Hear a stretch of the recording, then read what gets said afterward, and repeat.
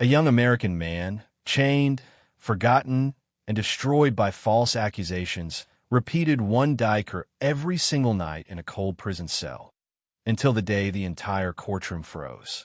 Evidence appeared out of nowhere. A judge trembled, and a miracle unfolded. The kind of miracle that only happens when a broken heart whispers, La ilaha illa anta, subhanaka, inni kuntu minaz zalimin. This is his story.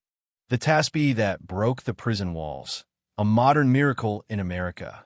Ethan Collins was 27 when his life collapsed under the weight of a crime he never committed. A crime that carried a sentence so heavy that even the strongest man would break. But he wasn't just any man.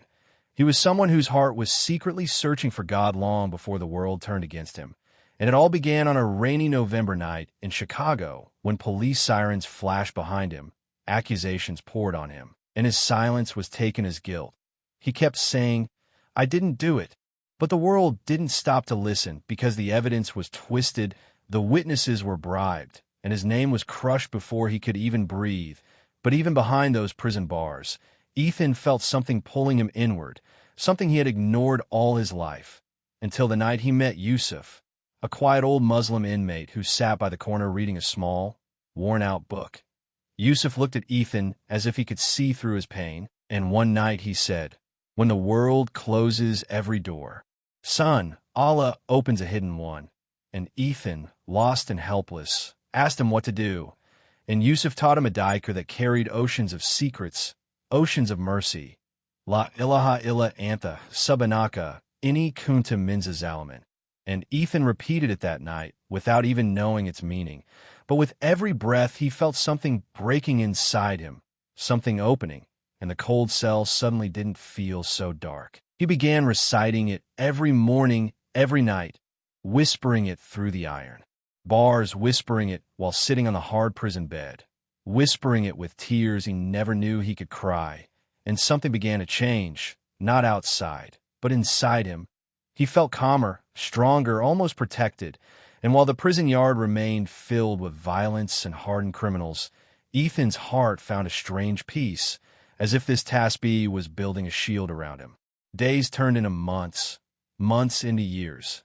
And for 3 years, Ethan recited nothing but this one powerful dua of Prophet Yunus, repeating it hundreds of times until it almost became a heartbeat inside him. Every court appeal failed, every judge dismissed his pleas, and every lawyer told him to give up. But Ethan refused. He kept saying Allah will open a door, even though he was new to faith, new to Islam, new to hope itself. Yet he trusted Allah more than anything else, and that trust was the rope he hung on to when the world tried to drown him.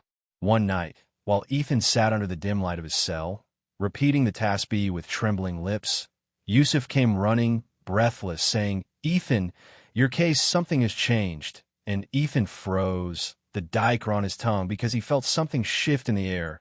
The next morning, officers called his name, took him to the courtroom, and for the first time in 3 years, he saw daylight without bars between him and the sky. Inside the courtroom, the judge looked unsettled. Attorneys whispered urgently, and everyone seemed shaken. And as Ethan listened, he realized why. Someone had come forward, a man who had been part of the original crime, a man who had fled the country, a man who suddenly confessed that Ethan had nothing to do with it. And not only that, but video evidence, long deleted, long believed lost, had been recovered from a private server by a random technician during routine maintenance. The entire court was stunned, and even the prosecutor stood silent as the truth unfolded piece by piece like a divine script written from the heavens. When the judge finally spoke, his voice trembled. "Mr. Collins, you were wrongfully imprisoned.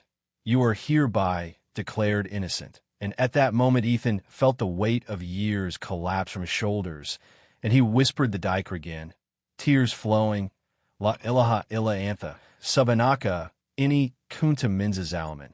And he realized it wasn't just a supplication, it was a key, a light, a rope that pulled him out of the darkness, just like it saved Prophet Yunus from the belly of the whale. When Ethan walked out of prison, the wind felt different, like freedom carried a scent, and Yusuf, the old inmate, smiled from behind the iron gates. raising his hands and making dua for him. Ethan turned, placed his hand on his heart, and said, "I will never forget what Islam gave me." He stepped back into the world a changed man, but the journey didn't end there. Even though he was free, society was harsh, suspicious, and unforgiving, but Ethan kept reciting the Tasbeeh and kept believing Allah would guide him further. One night, he had a dream. He saw Prophet Yunus standing on a shore, smiling, and behind him waves shining like silver, and Ethan woke up with tears and with clarity he had never felt before. He wanted to live the rest of his life in gratitude, in worship, in faith. Ethan reached out to a local masjid, met Muslims who welcomed him like a brother, and after months of learning, praying, crying, and healing, he took a shaida in a small room surrounded by people who barely knew him but loved him instantly. The moment he said, "Ashhadu an la ilaha illa Allah, wa ashhadu anna Muhammadar Rasulullah," something inside him completed, like a missing piece falling into place. And that night, he stood under the open sky, whispering his dhikr again. But now it wasn't out of desperation. It was out of love. Weeks later, he went back to the prison to thank Yusuf, only to discover that Yusuf had passed away the day after Ethan's release, and Ethan broke down, not in grief, but in gratitude, saying, "He guided me to you, and you guided me to freedom." And he realized that some angels walk the earth in human form. With time, Ethan became a motivational speaker, telling people how one dhikr saved him from despair, how Allah had rewritten his destiny, and how miracles still happen in modern times. Crowds cried listening to him. Prisons invited him to speak to inmates, and his story went viral online. Years later, he visited the courtroom judge who freed him, only to find the judge saying, "Your case changed my life. Now I believe in divine justice." Ethan walked away smiling, knowing that Allah had used his pain to guide not just him, but countless others. And every night before sleeping, he recited the dhikr that saved him, not as a man in chains, but as a man reborn, standing on the shore of mercy, just like Prophet Yunus. And in the quiet of every night, he whispered, "Ya Allah, you never abandoned me." And the wind outside his window seemed to answer with the same words his heart now lived by. La ilaha illa anta, subhanaka, inni kuntu minaz zalimin. A tasbeeh that turned a prison cell into a doorway of miracles. If this story touched your heart, then imagine how many doors Allah can open for you too. Never stop reciting the dua of Prophet Yunus. Never stop trusting the mercy of Allah. If you want more emotional, powerful Islamic stories that strengthen your faith, follow our channel Deen in Minute right now. Your one click can change a life, and maybe even your own. Like, share, and spread the message of hope. See you in the next inspiring story, inshallah.